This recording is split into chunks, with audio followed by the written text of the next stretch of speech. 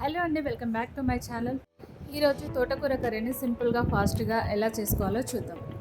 ముందుగా తోటకూరని శుభ్రంగా కడిగి చిన్న చిన్నగా కట్ చేసుకోవాలి. 2 ఉల్లిపాయలు, 2 టమాటాలు, 2 పచ్చిమిర్చిని కట్ చేసుకుంటున్నాను.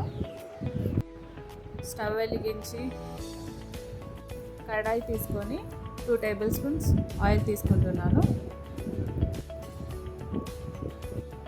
ఆవాలు, జీలకర్ర, పచ్చిశనగపప్పు, ఎండుమిర్చి, పచ్చిమిర్చి, ఆనియన్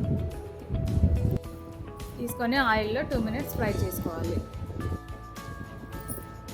కొద్దిగా ఉప్పు, పసుపు వేసుకోండి. సాల్ట్ వేసిన క్లిప్ కొంచెం మిస్ అయిందండి.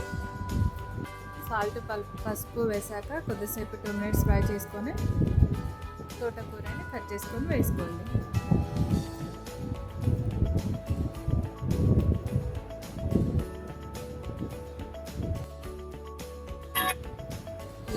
ఇలా మొత్తం కూరని వేసుకొని నెమ్మదిగా కలుపుకోవాలి. ఇలా మూత పెట్టి 2 మినిట్స్ ఉడకనిస్తే సగంలో సగం అయిపోతుంది. కొంచెం మంచిగా కలుపుకోవాలి. కలుపుకున్నాక నేను 2 టమాటోస్ కట్ చేసుకున్నాను కదా, ఇప్పుడు వేసుకుంటున్నాను. టమాటాలు వేసుకొని కలుపుకోవాలి.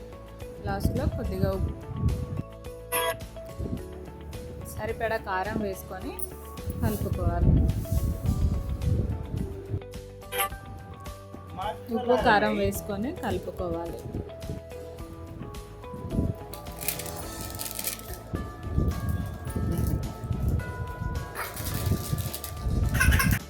ఒక టీ గ్లాస్ అంత వాటర్ పోసుకుంటున్నాను. వాటర్ వేసుకొని మంచిగా కలుపుకొని కుక్కర్ మూత పెట్టుకోవాలి.